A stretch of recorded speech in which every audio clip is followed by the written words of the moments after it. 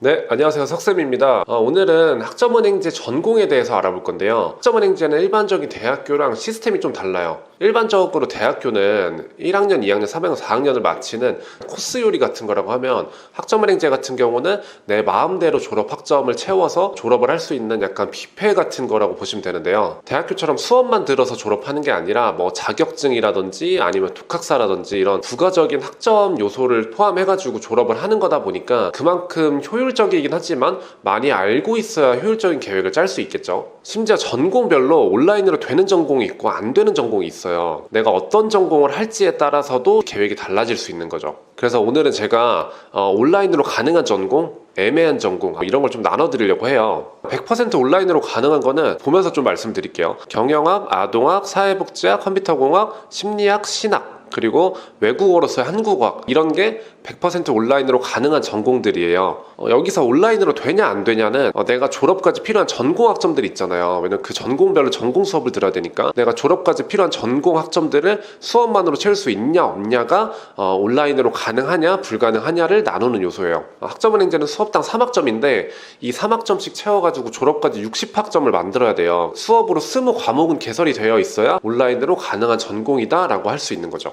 조금 전에 말씀드린 전공들은 과목들이 20과목 이상이 이제 개설이 돼 있어요. 그래서 수업만으로도 충분히 졸업을 할 수 있는 온라인으로 가능한 전공들이고요. 이번에 좀 애매한 전공들인데 이 애매한 전공들은 졸업까지 필요한 학점이 수업만으로 채워지지 않아서 자격증을 포함해야 졸업할 수 있는 전공들, 약간 애매한 전공들이라고 표현을 할게요. 이 애매한 전공들 같은 경우는 정보보호학, 멀티미디어학, 전기공학, 기계공학, 안전공학, 전자공학, 체육학, 소방학, 자동차공학, 토목공학 등등이 있어요. 보통 이제 공학 계열이 수업 자체가 온라인으로 많진 않아요. 그래서 산업기사나 기사 같은 거를 병행하면서 졸업할 수 있거든요. 전공마다 조금 차이는 있어요. 기사학급을 2개 따야 되는 전공도 있고 3개 따야 되는 전공도 있을 수 있고요. 기본적으로 내가 시간을 투자할 수밖에 없는 전공들인 셈인 거죠. 왜냐하면 수업을 듣는 것도 사실 시간 투자가 되긴 하지만 자격증을 따는 것 자체가 시간이 훨씬 더 많이 들어가요. 내가 공부해야 되는 공부 시간, 시험을 직접 봐야 되는 뭐 산업기사, 기사 같은 거는 공부를 꽤 해야 되잖아요. 몇 개월 동안 해야 되다 보니까 그런 차이점이 좀 있는 거죠. 이 외에도 오프라인으로 가능한 대표적인 전공이 뭐 문헌정보 같은 게 있는데 오프라인으로 가능한 전공이 생각보다 많아요. 그래서 내가 진행을 하고 싶은데 어떤 전공을 할지 고민을 좀 해보고 있다고 하면은 이게 온라인으로 되는지부터 한번 확인을 하시는 걸 추천드리고 싶어요. 마지막은 온라인으로 진행하는 대표적인 전공 3가지인데요. 첫 번째는 경영학이에요. 대표적으로 진행을 많이 하는 전공이에요. 많이 하는 이유가 취업이 잘 돼서 이런 것보다는 점수를 받기도 무난하고 무엇보다 자격증 종류가 많고 자격증 난이도가 좀 낮은 편이에요. 다른 전공에 비해서. 자격증이 많다는 얘기는 졸업을 빨리 할 수 있다는 얘기예요. 졸업을 빨리 하니까 비용이 줄어들고 일거양득이 가능한 전공이다 라는 거죠. 대표적으로 진급 조건을 갖출 때 연봉 협상 아니면 편입이나 대학원, 대졸자 전형 이런 입시 전형 같은 데 활용을 많이 하는 편이에요.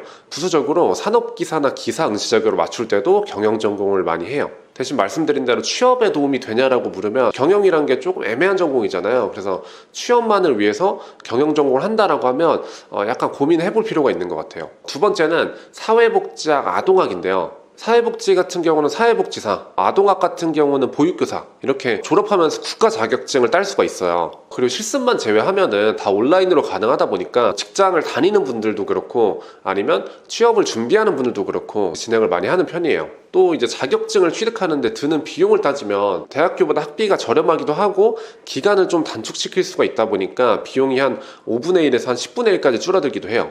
기간적인 메리트 아니면 비용적인 메리트를 가지고 진행을 하시는 거죠. 대신에 이 전공들 사회복지나 아동학 같은 경우는 수업을 일정량 들어야지 자격증이 나오다 보니까 경영 전공을 할 때보다는 평균적인 기간 조금 더 걸리는 편이에요. 마지막 3번째는 심리학인데요. 최근에 물어보살이라는 프로그램에서 한의가 심리학을 해가지고 잠깐 유명해진 적이 있어요. 학점은행제라는 개념 자체는 그냥 온라인으로 배우는 대학교 역할이에요. 대학교의 교육과정을 그대로 옮겨서 온라인으로 공부하는 거죠. 근데 심리 같은 경우는 많이 진행을 하시긴 하는데 심리 쪽 연관된 직업들은 보통은 학벌이나 자격증, 경력이나 이런 걸 많이 봐요. 왜냐면 실제로 좀 입증할 수 있는 거, 심리라는 것 자체가 깊게 사람한테 접근을 하는 거다 보니까 이 사람에 대한 신뢰가 있어야 되고 그 신뢰가 바탕으로 이제 효과가 날 때가 많거든요. 그래서 학점은행제로 심리학을 공부만 하기보다는 청소년 상담사나 뭐 상담심리사, 임상심리사, 전문상담교사 이런 걸 취득하려고 하시는 경우가 굉장히 많아요. 전문상담교사 같은 경우는 요즘 위클래스라 그래서 직업교실에서 이제 활용할 수 있는 자격증인데 이거는 이제 교육대학원을 가야 취득할 수 있는 게 대부분이에요. 그래서 비전공자분들도 심리학을 전공하지 않은 분들도 졸업 후에 학점은행제를 진행하고 교육대학원을 진학해서 석사학위도 따면서 전문상담교사를 같이 따고 학교 쪽으로 취업을 한다거나 아니면 센터 쪽으로 취업을 한다거나 이런 루트로 방향을 잡을 수 있는 거죠. 네, 오늘은 이렇게 학점은행제 전공들에 대해서 조금 알아보고 대표적인 온라인 전공의 특징 같은 거 약간 알아봤는데요. 오늘 영상도 도움이 되셨으면 좋겠고 다음 영상에서는 더 좋은 영상으로 뵙겠습니다.